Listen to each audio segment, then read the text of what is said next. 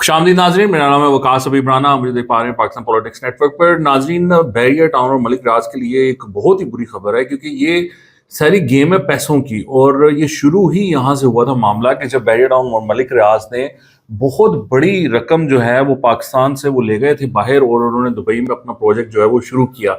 तो वो इतनी बड़ी फ्लाइट थी पैसों की कि उसके बाद अथॉरिटीज बड़ी हैरान और परेशान हो गई थी कि ये क्या हुआ है। उस वक्त आपको पता है कि पाकिस्तान में डॉलर बड़ा कमजोर था, और इन्होंने उस लेवल पे जाकर जिसको आप कहते हैं अपना किरदार अदा किया है कि ये पाकिस्तान की इकोनॉमी को हिट कर सके। जब मलिक रियाज पैसा लेकर गया तो बहुत सारे और भी लोग यहाँ से पैसा ले गए, और उन्होंने मलिक रियाज के साथ दुबई में इन्वेस्ट किया। और आपको शायद उस वक्त का याद हो कि उस वक्त ये बातें भी हुई थी कि मलिक रियाज के साथ जिन्होंने इन्वेस्ट किया उनके खिलाफ कार्रवाइयां भी हुई थी।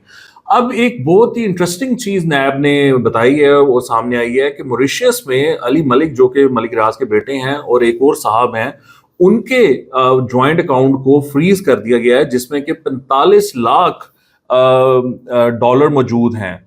अब ये जो 45 लाख हैं, ये 1 अरब 25 करोड़ और 32 लाख 50 हजार रुपया बनता है पाकिस्तान का, as per the dollar rate.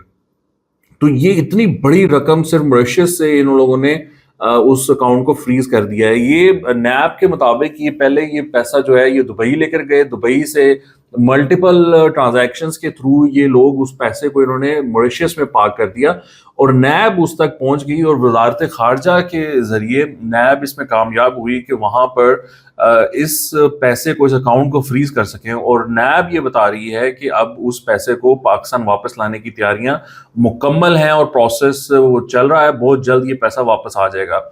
ये एक बहुत बड़ी कामयाबी है नैब की। अगर ये मामला वाकई ऐसा हो जाता है कि 1 अरब 25 करोड़ रुपया ये लोग वापस ले आते हैं मलिक रियाज का, तो ये एक बहुत बड़ी कामयाबी होगी, और मलिक रियाज को इसका काफ़ी प्रेशर फील होगा, क्योंकि ऑलरेडी मलिक रियाज पर इंग्लैंड पे पाबंदी है। वो इंग्लैंड जा नहीं सकते, उन्होंने दुबई में अपना पैसा पार्क किया हुआ है और वहाँ पे इन्वेस्टमेंट की हुई है। ज़ाहिर बात है कि वो पैसा प्रोटेक्टेड है। दुबई के जो रूलर्स हैं वो उनको, और जो सिस्टम है वो उनको प्रोटेक्शन दे रहा है। हालांकि वो 2 नंबर पैसा है, मनी लॉन्ड्रिंग और हवाला हुंडी के तहत वो गया हुआ है, लेकिन दुबई और इंग्लैंड जैसे मुल्क ये लोग इतना बुरा नहीं मनाते इन पैसों का। वो कहते हैं आने दो पैसा, उनकी इकॉनमी इसी पैसे पे चल रही है। तो ये एक बहुत बड़ा मसला है। जैसे हमारे यहाँ आप सोचें कितने सवालात होते हैं, बाहर से किसी बेचारे की कोई फ्रीलांस काम कर रहा है, उसकी $2000 की पेमेंट आनी हो तो उसको 100 सवालात के जवाब देने पड़ते हैं, कागज फिल करना पड़ता है, फिर वो उसको जाके अकाउंट में पैसे मिलते हैं। तो आप सोचें कि बाहर ये अरबों रुपया ले जाते हैं और वहां पे इन्वेस्टमेंट कर देते हैं, और वो लोग पूछते भी नहीं है कि भैया आप कहाँ से लेकर आए हो ये पैसा, ये वो कोई चक्कर नहीं। तो ये सिचुएशन है। बहरहाल मलिक रियाज के लिए बुरा टाइम है और बड़ी बुरी हुई है उनके साथ। और नाजरीन, एक जो मज़ेदार तो नहीं मैं कहूँगा, लेकिन एक ऐसी चीज़ हुई है जिसकी वजह से तहरीक इंसाफ को जो सपोर्ट करने वाले यूट्यूबर्स हैं उनकी ज़रा आंखें खुल जानी चाहिए। बहुतों की तो नहीं खुलेंगी, बहरहाल उनको ये जो गुलामी है ये पसंद है, वो इसका बुरा नहीं मनाते। लेकिन मसला ये हुआ है कि हबीब अकरम साहब पहुंचे हुए थे गिलगित बल्तिस्तान, वहां पर इलेक्शंस हो रहे हैं और उनका वो वहां पर सर्वे करने गए हुए थे। अब उनसे खता क्या हुई कि उन्होंने गिलगित में जो सर्वे किया और अपना जो वीलॉग लगाया, उसके एंड पे उन्होंने जो रिजल्ट था लोगों से जो सर्वे किया, जो पूछा भैया किसको वोट देंगे, किसको वोट देंगे, उसका रिजल्ट निकाल दिया। वो रिजल्ट निकला जी, पीएमएलएन का 29%, पीपल्स पार्टी का 21%, नो वोट का 21%, अदर पार्टी 17% और पीटीआई 12%। अब इस पर पीटीआई वाले खा गए गुस्सा, उन्होंने कहा तेरी ऐसी की तैसी, हमसे खाता है डॉलर, हम तेरे व्यूज दे दे के तुझे जिंदा रखा हुआ है और हम तुझे खिलाते हैं डॉलर्स।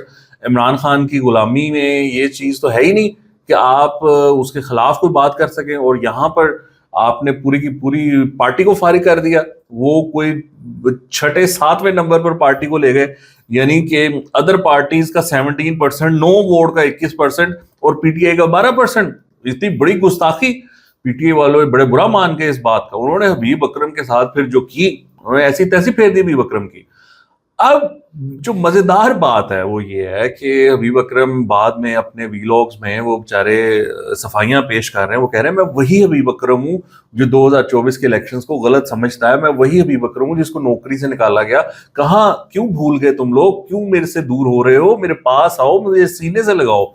लेकिन वो मसला ये है कि यहाँ पर जो असूल है गुलामी का, गुलाम जो होता है वो आगे से बोलता थोड़ी है, وہ مالک کے خلاف اس طرح کی بات کرے, یہ کہاں ایکسیپٹ کرتے ہیں. میں بڑے عرصے سے آپ کو بتاتا آ رہا ہوں کہ عمران خان بیسیکلی ایک فاشسٹ طبیعت کا آدمی ہے, اور وہ غلامی سے کم کوئی چیز برداشت نہیں کرتا. آپ نے ہوں ہاں کرنی ہے, یس سر یس سر, کوئی آگے سے اونچی نیچی بات کیا فارغ. وہ جو فالوورز ہیں وہ بھی وہی مزاج رکھتے ہیں, وہ کہتے ہیں تمہاری جرت کیسے ہوئی کہ تم نے ہماری پارٹی کو 5ویں نمبر پہ دکھا دیا, ہم جیت رہے ہیں جی پی میں, گلگت بلتستان میں, اور یہ گلگت میں تم نے ہمیں ہروا دیا, ایک حلقے میں نون کو جتوا دیا, دوسرے میں پیپلز پارٹی کو جتوا دیا, تمہاری ایسی کی تیسی. انہوں نے پھر وہ حبیب اکرم کے ساتھ جو کی ہے وہ آئی تھنک ایک مثال ہے اس بات کی, اور باقیوں کے لیے عبرت کا نشان ہے کہ آئندہ آپ نے عمران خان یا پارٹی کے خلاف کوئی حرکت کی تو آپ کے ساتھ بھی یہی ہوگا. اور یہ بات دراصل ان سب کو پتہ ہے جو یہ کام کرتے ہیں نا, وہ سارا دن لگے رہتے ہیں عمران خان زندہ باد, عمران خان زندہ باد, عمران خان آج باہر نکلا, عمران خان کل باہر نکلا, عمران خان نے مان نہیں رہا, عمران خان ڈیل کرنے کو تیار نہیں ہے, فوجی گئے, یہ ملا وہ ملا, منتیں کی عمران خان کی, عمران خان نہیں مان رہا, عمران خان ڈٹا ہوا ہے. بکواس جھوٹ صبح شام بولتے رہتے ہیں, لیکن ان کو ویوز ملتے ہیں, وہ خوش ہیں, وہ ڈالرز آ رہے ہیں, کمائی. جو کہیں پر اگر انہوں نے کوئی غلطی کر دی اس طرح کی جس طرح کی حبیب اکرم نے کر دی, تو پھر یہ ہوگا جو حبیب اکرم کے ساتھ ہوا ہے. سو یہ صورتحال ہے, یہ سچویشن ہے جس میں کہ یہ خوف کے عالم میں یہ یوٹیوبرز جی رہے ہیں. ان کی کیا زندگی ہے, یہ سچ بھی نہیں بول سکتے. دیکھیں نا, ہم جیسے جو لوگ ہیں وہ کہتے ہیں کہ 2024 کا الیکشن ریگ تھا, ہم کہتے ہیں 2018 کا بھی ریگ تھا, یہ کہتے ہیں 2024 کا ریگ تھا, 2018 کا تو عمران کی سیٹیں کھا گئے, اس کو اور سیٹیں ملنی تھیں. یعنی کتنا بڑا جھوٹ ہے. ہم نواز شریف کو کرٹیسائز کرتے ہیں, میں نے ابھی کیا, میں نے ابھی اس کو جو جی بی میں جا کے نواز شریف نے بات کی ہے, میں کہا جی وہ ان کو دکھ ہے کہ وہ 2024 کا الیکشن ہار گئے, تو وہ اس بات کا دکھ لیے بیٹھے ہوئے ہیں. تو وہ یہ اس طرح کی گستاخی نہیں کر سکتے یہ لوگ جو ہے نا, وہ پوری جیے عمران ٹھیک ہے, عمران کے علاوہ کوئی ہے ہی نہیں, عمران شہزادہ, عمران یہ عمران وہ. تو یہ صورتحال ہے. آپ نے علیمین گنڈا پور کے بارے میں سنا ہوگا کہ جی وہ سہیل افریدی صاحب کو فارغ کرنا چاہتے ہیں, اور ان کے پاس میں نے یہ کہا تھا کہ 30 سے زیادہ لوگوں کی سپورٹ موجود ہے ایم پی ایس کی, اور یہ بات تو 27 کی تو ویسے بھی چل رہی تھی کہ انہوں نے 27 ایم پی ایس کی ایشورنس کرائی ہے. اب جو سابق اسپیکر ہیں اسمبلی کے مشتاق غنی صاحب, وہ سامنے آئے ہیں اور انہوں نے آ کر کہا ہے کہ ہم یہ ہومیوپیتھک احتجاج کرتے ہیں. انہوں نے کہا ایم این ایز وہاں جا کے بیٹھے ہیں تو پھر اٹھیں گے نہیں. ایم این ایز وہاں پر گئے, انہوں نے کہا جی ہم اگر عمران خان سے ملاقات نہ ہوئی تو ہم بجٹ میں ووٹ نہیں ڈالیں گے, اور ہماری تعداد 30 سے زیادہ ہے. آپ سوچیں کہ کتنی بڑی وہ دھمکی ہے کہ اگر بجٹ پاس نہ ہوا تو وزیر اعلیٰ فارغ ہو جاتا ہے. تو یہ سچویشن اب وہاں پر سامنے آ رہی ہے, اور یہ بڑی خطرناک سچویشن ہے اس گورنمنٹ کے لیے. لیکن میرا اس پہ یہ تھا کہ یہ بہت زیادہ جو ہے نا فیکشنز وہاں پہ بنے ہوئے ہیں, اور اسٹیبلشمنٹ بھی اس پہ ون پیج پہ نہیں ہے کہ سہیل افریدی کو فارغ کرنا ہے. سو مجھے نہیں لگتا کہ ایسا کچھ ہوگا, مجھے لگتا ہے کہ شاید بجٹ بھی پاس ہو جائے اور سہیل افریدی بھی رہیں. باقی اگر وہ ایک پیج پہ آ گئے اس سے پہلے اور انہوں نے فیصلہ کیا کہ ہاں چلو یار اس کو فارغ کرتے ہیں, تو شاید کچھ پھر ممکن ہو سکے. بہرحال مجھے لگتا نہیں کہ ایسا ہوگا. حکومت نے جی ایک واردات ڈال دی ہے, اور وہ شہباز رانا صاحب اس کے بارے میں بتا رہے ہیں کہ 4 دن پہلے بجٹ سے حکومت نے ایڈیشنل 24.74 پر لیٹر لیوی لگا دیا پیٹرول پہ. 24.74 پیسے, یعنی 24 روپے 74 پیسے ایڈیشنل لیوی لگا دی ہے 4 دن پہلے. اور ڈرامے بازی یہ کی ہے کہ وہ 4 روپے کا پیٹرول کی پرائس کم کر دی, حالانکہ یہ 28 روپے یعنی کہ ہو سکتی تھی کم, یعنی 28 سے بھی زیادہ بنتے ہیں. اور یہ ایکچولی یعنی وہ جو شہباز رانا کے مطابق یہ 26 روپے 60 پیسے پر لیٹر بنتی ہے جو ہو سکتی تھی, اور جو پیٹرول کی پرائس ابھی ہے وہ 378 روپے ہوئی ہے, یہ 353 روپے ہو سکتی تھی. اور یہ آئی ایم ایف سے انہوں نے کمٹمنٹ کی ہوئی تھی کہ وہ 80 روپے لیوی چارج کریں گے. تو اس کے مطابق اگر وہ 80 روپے لیوی چارج کریں تو اس کے مطابق اس ٹائم پیٹرول کی پرائس جو ہے وہ 342 روپے بنتی ہے, 353 روپے بھی نہیں بنتی, 342 روپے بنتی ہے. لیکن حکومت کو مزہ بڑا آ رہا ہے کہ وہ اس طرح ایک بلینکٹ لیوی لگائی جا رہے ہیں اور پیسہ کمائی جا رہے ہیں, اربوں روپیہ خربوں روپیہ کما رہے ہیں, اور اپنے للے تللوں پہ وہ خرچی جا رہے ہیں, اور ہم عوام جو ہے وہ پیسی جا رہی ہے, اور کوئی ان کو پوچھنے والا نہیں ہے. اپوزیشن ہے نہیں ہے اس ملک میں, اپوزیشن کو وہ اپنی پڑی ہوئی ہے, اور کوئی بیچ میں سے تھوڑی بہت کوئی آواز اٹھاتا ہے تو اس کو بھی فارغ کر دیا جاتا ہے. تو صورتحال بڑی خطرناک ہے, خراب ہے عوام کے لیے. میں تو دعا کرتا ہوں، امید کرتا ہوں کہ اس گورنمنٹ کو اس پر ضرور سزا ملے. یہ جو یہ حرکتیں کر رہے ہیں، جس طرح عوام کے ساتھ یہ ظلم کر رہے ہیں، یہ بڑا کام خراب ہے. یہ اس طرح نہیں ہونا چاہیے. یہ لوگوں پہ بلینکٹ اس طرح کی سزا دے رہے ہیں. ایک موٹر سائیکل جو پیٹرول ڈلوانے جاتا ہے، اس کا تو بجٹ ہل جاتا ہے روزانہ. وہ اگر 400 روپے یا اس ٹائم 378 روپے وہ پیٹرول ڈلوائے گا، دیٹس ٹو مچ. بڑا ظلم ہے یہ عوام کے ساتھ. اور یہاں پہ کوئی جی ڈی پی یا اس طرح کی کوئی لوگوں کی اسپینڈنگ پاور تو بڑھ نہیں رہی. یہاں پر کوئی اپرچونیٹیز تو ہے نہیں ہیں. یہ اکانومی کو گرو کر رہی ہو تو لوگ بھی پیسہ کما رہے ہوں. یہاں پر برے حالات ہیں اور پھر اس کے اوپر حکومت یہ کر رہی ہے. دس از ویری انفارچونیٹ. اور یہ بہت ہے. اور حکومت کا اس میں یہ ہوتا ہے کہ یار یہ ابھی ہم کریں گے، ان کو ذرا رگڑا لگائیں گے، ان سے پیسہ پوسہ کمائیں گے، پھر آخری 1-1.5 سال میں ان کو ریلیف دیں گے تو یہ سارا کچھ بھول جائیں گے. یہ کہیں گے واہ واہ واہ واہ. ایسے ہی ہوتا ہے. ویسے میں نے بھی یہی دیکھا ہے. حکومت صحیح سوچتی ہے. کون یاد رکھتا ہے کہ جی 2026 میں یہ ہوا تھا، وہ 2028 میں جا کر وہاں کی باتیں پھر لوگ یاد رکھتے ہیں، بھول جاتے ہیں.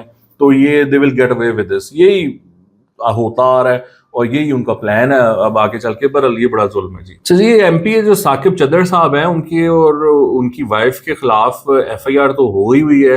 این سی سی آئی اے میں ان لوگوں نے یہ این سی سی آئی نے جو لکھا ہے اس میں وہ یہ ہے کہ ان کا موبائل جو لیا ہے ثاقب چدر کا، وہ ڈیلیٹ کر دیا سارا کچھ. اور ثاقب چدر نے لیجنڈلی کچھ نامناسب ویڈیوز مومنہ کی، وہ مومنہ کو بھیجی ان اے تھریٹننگ مینر کہ اگر آپ نے میری بات نہ مانی تو یہ ویڈیوز جو ہیں وہ پبلک ہو جائیں گی.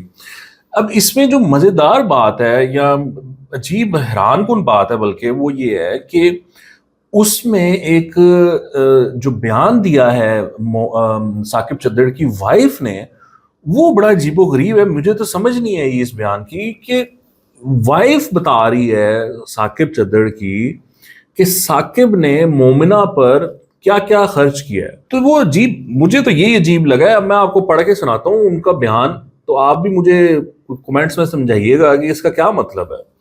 وہ کہتی ہیں کہ جو کہ متعلقہ 2 گاڑیاں ہونڈا سوک اور فارچونر لیجنڈر رولیکس کھڑی، جس کا ماڈل اور قیمت کے دستاویزات بیان ہزار کے ساتھ لف ہیں. مزید یہ کہ 20 مارٹ سٹور لاہور سے مبلغ 1 کروڑ روپے کی شاپنگ کروائی، جس کی رسیدات موجود ہیں. دماس ڈائمنڈ جیولر سے شاپنگ، یو ٹرپ کے مالک مس عقیلہ کے ذریعے ٹریولنگ اخراجات بھی میرا شوہر برداشت کرتا رہا، اور جس کی آپ پڑھ رہے ہیں میرا شوہر برداشت کرتا رہا. یہ ثاقب چدر کی وائف کہہ رہی ہے کہ میرے شوہر نے یہ سارا خرچہ کیا ہے، جس کی لاتعداد تصاویر اور ویڈیوز مومنہ اپنے ٹیب اور موبائل سے بناتی رہی، جو کہ آج بھی صرف اسی کے قبضے میں ہے، جسے برآمد کر کے تمام ڈیٹا لیک ہونے کا خدشہ ہے، جس کو فوری قبضہ میں لیا جانا ضروری ہے. بعض ازاں یہ دونوں رشتہ ازدواج سے بھی منسلک ہونے کے لیے آمادہ ہو گئے، مگر مومنہ اقبال اور اس کی فیملی کی طرف سے اس کی ماضی میں شادی اور طلاق جیسی تفصیلات میرے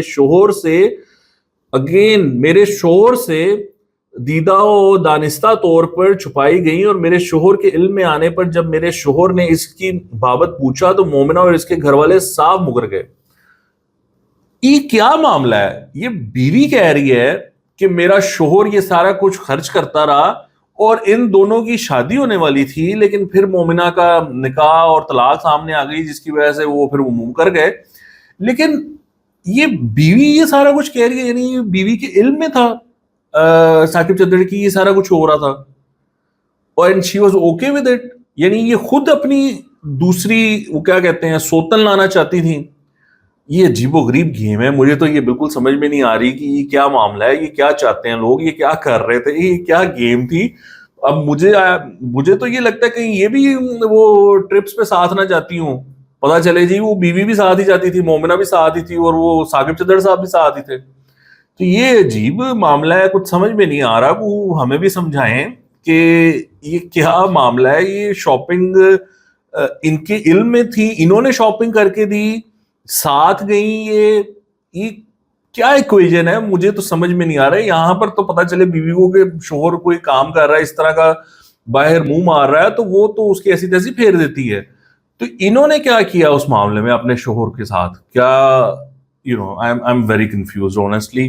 مجھے تو سمجھ میں نہیں آیا یہ معاملہ کہ یہ کیا چکر ہے ان لوگوں کا. بڑے لوگ ہیں, بڑے تو نہیں ہے خیر, ہیں تو چھوٹے لوگ, لیکن امیر کافی تھے, پیسہ بڑا تھا. پتہ نہیں پیسہ نیا نیا آ جائے تو پھر اس طرح کی پتہ نہیں حرکتیں شروع ہو جاتی ہیں. آئی ایم ویری کنفیوزڈ کہ یہ ان کا چکر کیا ہے.